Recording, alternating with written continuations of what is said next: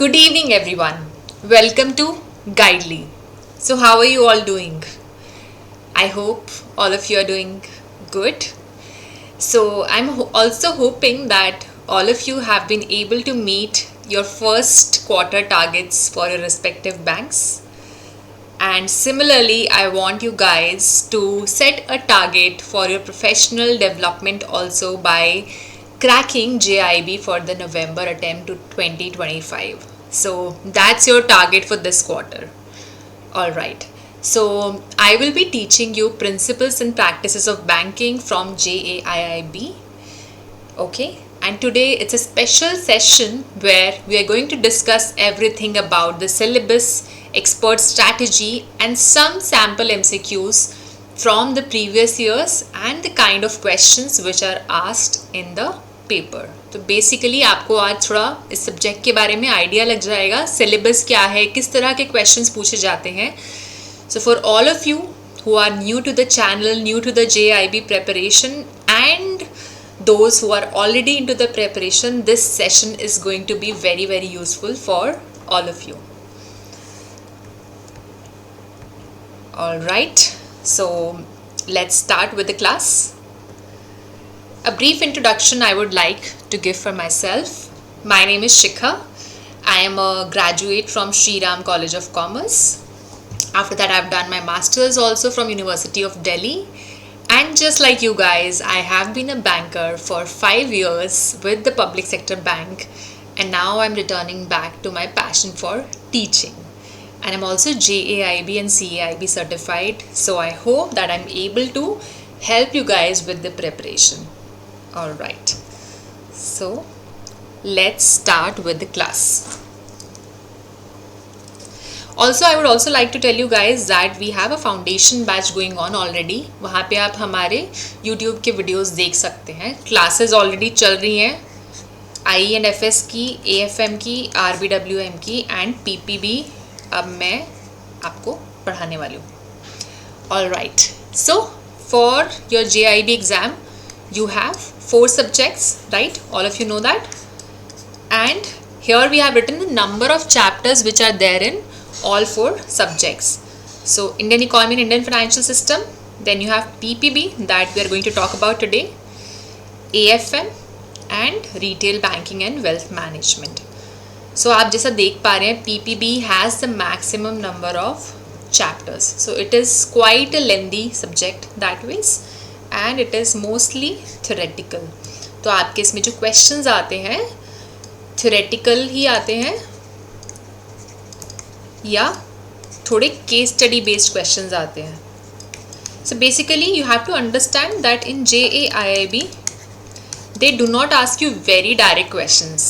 All of you are bankers, तो ऐसा तो है नहीं कि बहुत basic questions पूछेंगे. वो आपसे ये नहीं पूछेंगे कि KYC क्या होता है, know your customer होता है, नो योर क्लाइंट होता है. तो थोड़े से जो क्वेश्चंस होते हैं they are either some case study based, some situation based case study, या फिर कोई सिचुएशन बेस्ड क्वेश्चंस होते हैं, या मल्टीपल स्टेटमेंट क्वेश्चंस होते हैं जिसमें आपको 4-5 स्टेटमेंट्स दी जा रही है and you have to choose whether 2 statements are correct, 1 of them is correct, all 3 are correct. तो थोड़ा सा एनालिटिकल अप्रोच रहता है even though it's the theoretical subject, but still वो आपके लिए इंटरेस्टिंग तरीके से क्वेश्चंस पूछे जाते हैं, राइट. एंड थ्योरेटिकल है but you also have the practical experience of bank of working on the same theoretical topics. So let's see. So we have 4 modules here. Module A is general banking operations, Module B is functions of banks, Module C is banking technology, and Module D is ethics in banks and financial institutions, right? So here you can see that Module A has 21 chapters, Module B has 20 chapters, C has 9 chapters and D has 5 chapters. So we can see that Module A and B are the most heavy ones, right? हम देख पा रहे हैं यहाँ पे कितने हैं total 41 chapters. ऐसे ही सिमिलरली आपके जो क्वेश्चंस भी पूछे जाते हैं around 60 to 70% of the questions are asked from module A and B. So these 2 modules are very, very important. All right. C&D से rest 25 to 30% of the questions पूछे जाते हैं. All right. अब हम आगे देखते हैं कि हमारा सिलेबस क्या है, what kind of topics are there, right. So module A, जैसे कि हमने डिस्कस किया, ए और बी से ही मैक्सिमम चीज़ें पूछी जाती हैं. इससे अप्रॉक्सीमेटली 25 to 40 मार्क्स का आपका पेपर देखा जा सकता है, right, basis the previous trends. इसमें आपके आप देख रहे हैं 1 to 10 ये चैप्टर्स हैं, and then you have 21 chapters in total. So I have marked the important chapters in yellow here, right? You guys must be thinking that I have marked all the chapters in yellow here. So essentially module A पूरा ही बहुत important है, right? तो जैसे आप देखेंगे first chapter आपका banker customer relationship, it is a very very important chapter. इससे ही 2-3 questions आ जाते हैं कभी कभी. इसमें क्या रहता है कि बैंक की डेफिनेशन क्या है, कस्टमर क्या होता है, बैंक और कस्टमर के किस टाइप के रिलेशनशिप हो सकते हैं, इन द सेंस कि they could be creditor debtor. ये क्वेश्चन बहुत ही कॉमन है, काफ़ी बार पूछा जाता है, राइट. या ये हो सकता है कि बेलर बेली का रिलेशनशिप है, प्रिंसिपल एजेंट का रिलेशनशिप है. This is a very common type of question. We also have a sample question on similar grounds.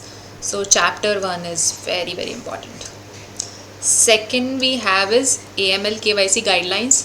इससे भी एंटी मनी लॉन्ड्रिंग एक्ट से आपके क्वेश्चंस पूछे जाते हैं.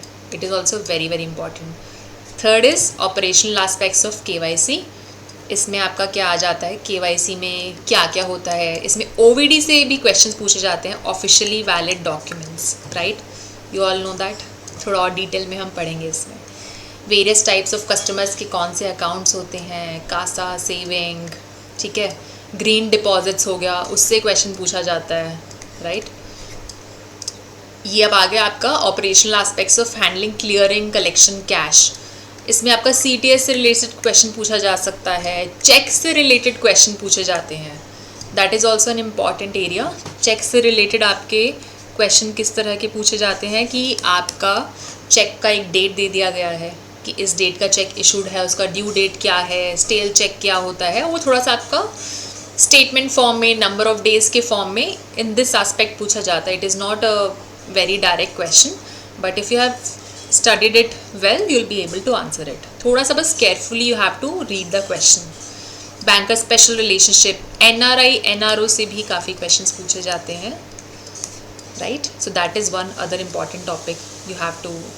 foreign currency accounts for FCNR, all these questions. So this is highly a very important module. ये module A का ही second part है. इसमें payment and collection of other negotiable instruments. इसमें आपके प्रोमिसरी नोट से रिलेटेड भी काफ़ी क्वेश्चंस पूछे जाते हैं, राइट. डिमांड ड्राफ्ट से रिलेटेड भी क्वेश्चंस पूछे जाते हैं कि इस डेट को इशू हुआ, कैंसिल होने की क्या चीज़ें होती हैं, राइट. किसने इशू किया, कौन ड्रॉअर है, कौन ड्रॉई है. बहुत डायरेक्ट क्वेश्चंस नहीं होते. Will see some sample questions, थोड़े से स्टेटमेंट बेस्ड क्वेश्चंस होते हैं. पेइंग बैंक की रिस्पॉन्सिबिलिटीज़ क्या हैं, कलेक्टिंग बैंक की. फिर आपका आ जाता है consumer protection act, RTI act. इनसे भी कुछ 1-2 क्वेश्चंस पूछे जाते हैं. Financial inclusion, right. So this is all about module A. Now moving on to module B.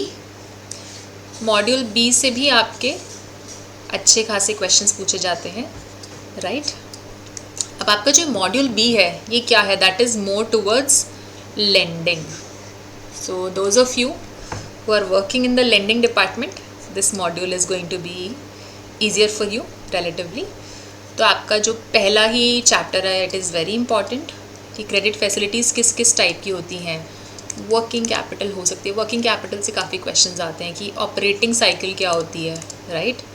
और टाइप्स ऑफ चार्जेस क्या क्या हो सकते हैं, हम कैसे लोन देते हैं, लोन का प्रोसेस क्या है, लेंडिंग का प्रोसेस क्या है, क्या क्या टाइप की क्रेडिट फैसिलिटीज़ होती हैं. सो it is very important chapter.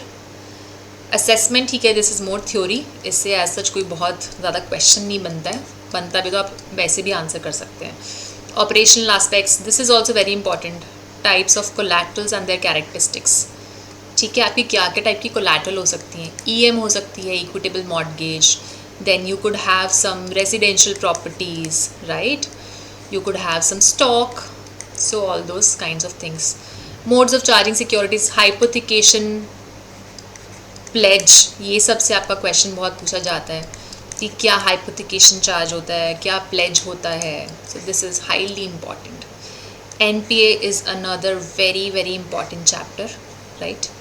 NPA stressed assets, इसमें आपको पूरा you have to understand NPA हम किसको बोलते हैं, अकाउंट एनपीए कब होता है, कितने डेज में होता है, कब वो सब स्टैंडर्ड होता है, राइट, कब वो लॉस एसेट में कन्वर्ट होता है. What are the guidelines we have to know very very properly. This is highly important. Recovery of dues से रिलेटेड भी क्वेश्चंस पूछे जाते हैं, ठीक है. अब आगे आप देखेंगे तो इसमें लेटर ऑफ क्रेडिट है, which is also another area of lending, कि हम लेंडिंग में और क्या क्या करते हैं. Letter of credit is also a type of credit facility that we give. तो इससे रिलेटेड क्वेश्चंस भी आते हैं, types of letter of credit, right. ये भी एक इम्पॉर्टेंट है.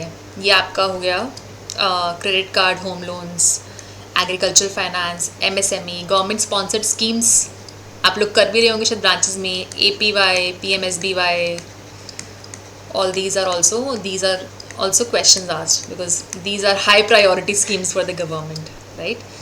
So we have seen that module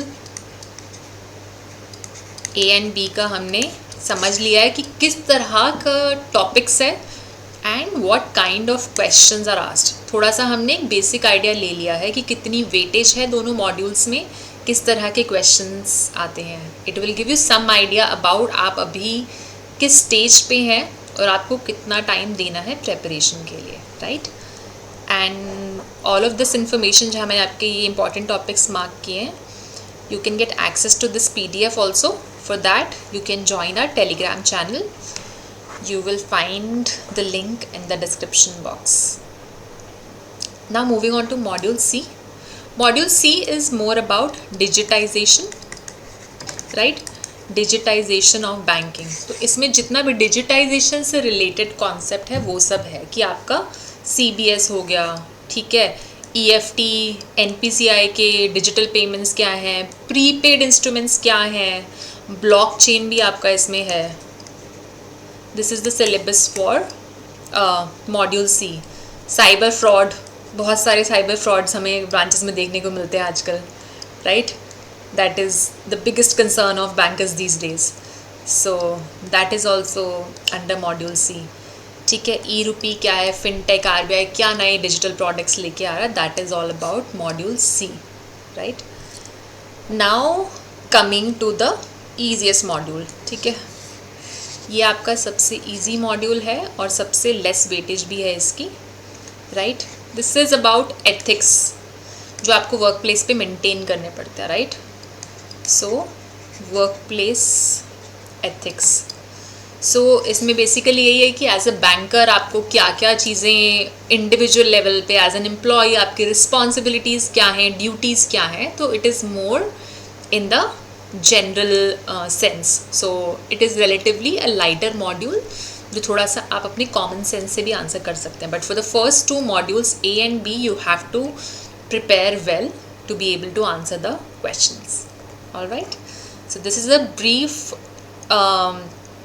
introduction that I have given you of the subject. I hope you have understanding of इस subject में क्या क्या हमें पढ़ना है, कितना पढ़ना है और हमें कितना already आता है. Now the next step is we are going to see some sample questions that have been asked in the previous examinations so that we get some idea कि किस तरह के questions आते हैं, right.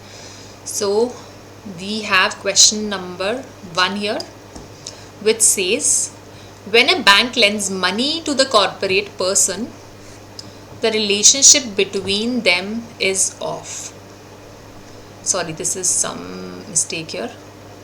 We have to figure out the relationship between them. So is the relationship between them of borrower and lender? Is it creditor and debtor? Is it debtor and creditor or is it customer and client? तो मैंने आपको बताया था कि जो हमारा first chapter है that is very important. उसमें आप रिलेशनशिप्स पढ़ते हैं. It is a question from that chapter itself. यहाँ मैंने लिखा है मॉड्यूल A चैप्टर 1 और एक चीज़ और जो मैं बताना भूल गई थी, आपके लिए जो बाइबल है JIB के लिए वो है मैकमिलन की book, right? That is the official guide that is suggested by IIBF. तो अगर आप किसी से भी पढ़ रहे हैं and you see that Macmillan से ही आपका कंटेंट मिलता है, that is the right way of studying, ठीक है? तो मैंने मैकमिलन की बुक के हिसाब से बताया, चैप्टर 1 मॉड्यूल A.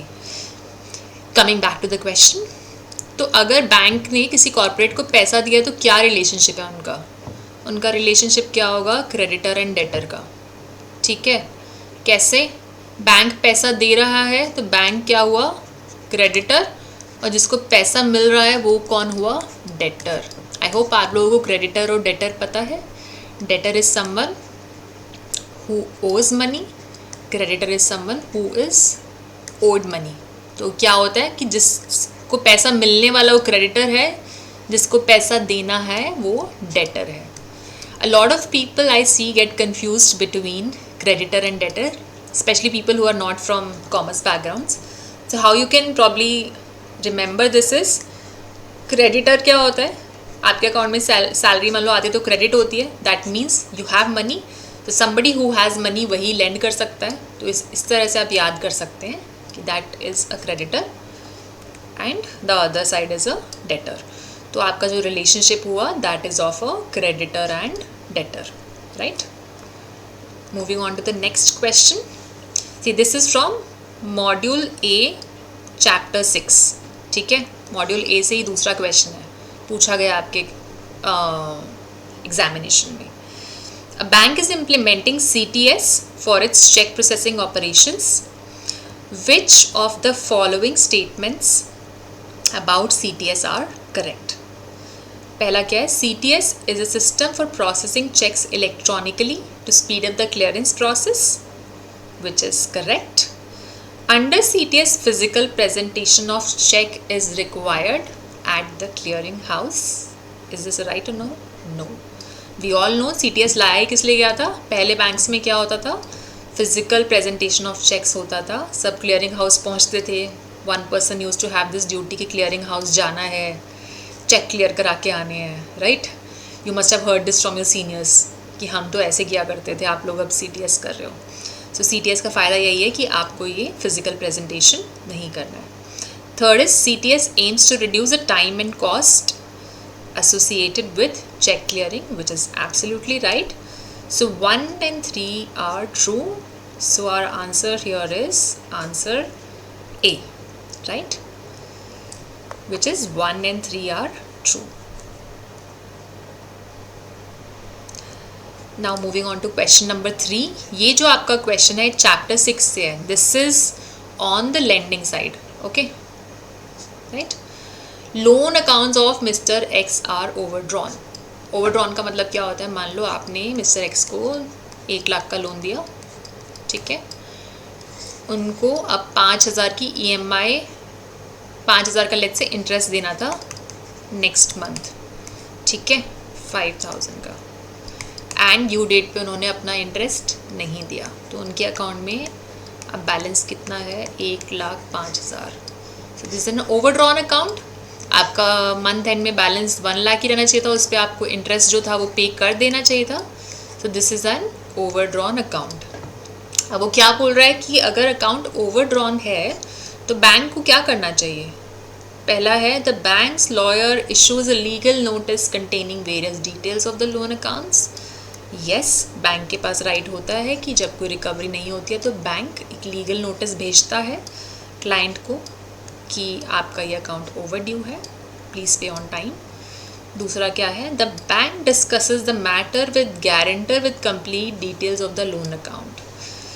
जब मैंने ये लोन लिया था मिस्टर एक्स ने, उन्होंने मिस्टर वाई को एज अ गारंटर लिया था. अब मिस्टर वाई को हो सकता है पता ही नहीं है कि लोन पे नहीं हुआ बिकॉज वो तो गारंटर है. तो बैंक ये मैटर गारंटर से डिस्कस कर सकता है, right? The bank informs the status of the account to CIBIL. तो हर बैंक सिबिल को रिपोर्टिंग करता है कि उनके जो भी अकाउंट्स हैं वो सही चल रहे हैं नहीं, तो बैंक सिबिल को रिपोर्ट करेगा यस कि ये अकाउंट हमारा ओवरड्यू चल रहा है. ये with in the banks rights है. चौथा है the bank contacts a firm that provides informal recovery services and gives the details to them. This is not under the banker's rights. आप इनफॉर्मली किसी को हायर करके किसी की आप लोन की डिटेल्स नहीं दे सकते हैं. That is absolutely wrong. तो इसमें हमसे क्या पूछा था, which of the following steps is not appropriate.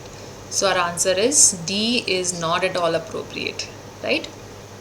So this is another question which has been asked. Now this is a little bit of a lengthy question. This says ABC Bank has a borrower, Mr. Gupta, who has taken a loan of 50 lakhs. Mr. Gupta's account has been classified as an NPA. 50 lakh का loan लिया है, account हो गया है NPA इन reasons की वजह से.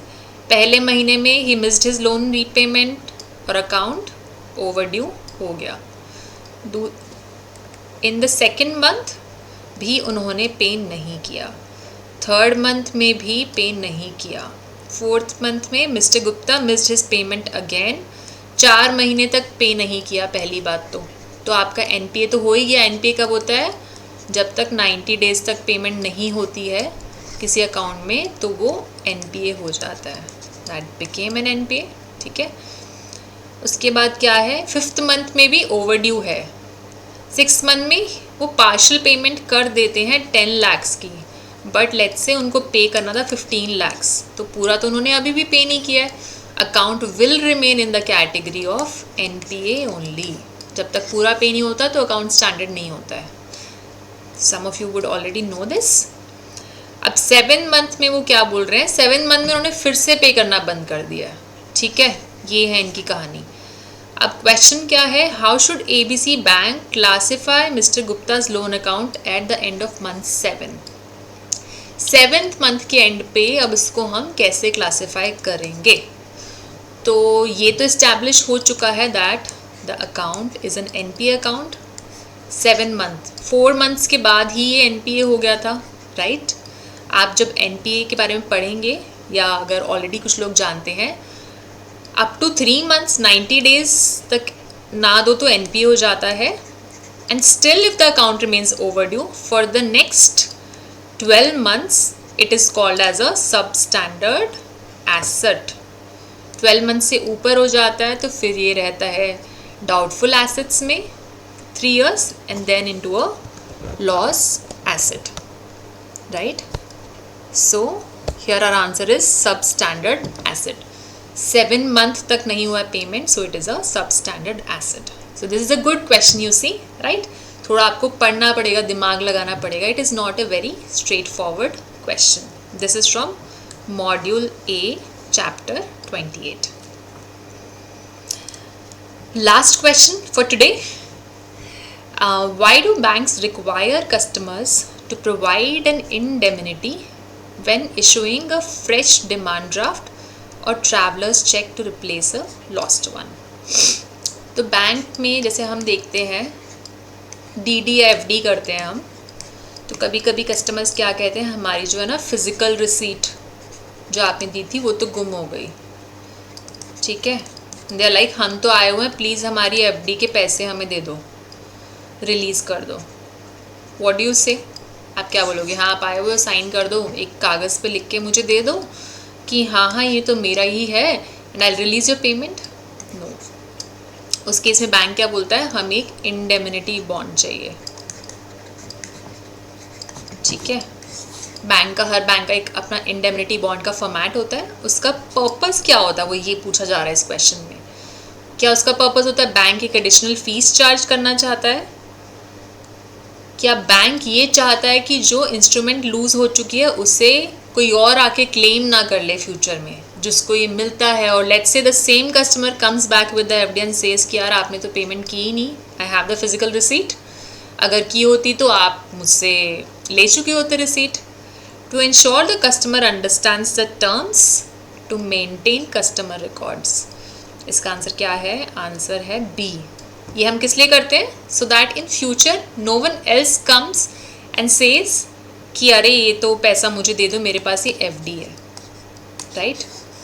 सो this is the purpose of issuing to ask the customer to provide an indemnity, right? So this is it about today's class. I hope you have a good understanding of the subject now. क्या subject है, syllabus है, क्या questions हैं, कितनी आपकी तैयारी है, कितनी आपको तैयारी की ज़रूरत है. Alright, now let me just tell you that we have a free YouTube foundation batch going on, जहाँ पे आपको रोज़ एक टॉपिक पढ़ाया जाएगा. उसके अलावा we also have a subscription batch which is a more comprehensive batch, जिसमें सारी चीज़ें और डिटेल में कवर की जाएंगी. So if you want to take up that batch, you get all of these things under that batch: live classes, full length mock tests, more detailed videos, PDFs, right? So ये आप ले सकते हैं. 6 months and 12 months का हमारा subscription batch है, right? If you want to take that, आप गाइडली की ऐप से इस बैच को ले सकते हैं, right? And if you want a PDF of today's session, you can join us on Telegram channel. You will get the PDF of today's session, and you'll find the link in the description box. And this is our channel. Go and subscribe it if you want to keep receiving notifications of your future JAIB and CAIB classes. All right. Thank you so much.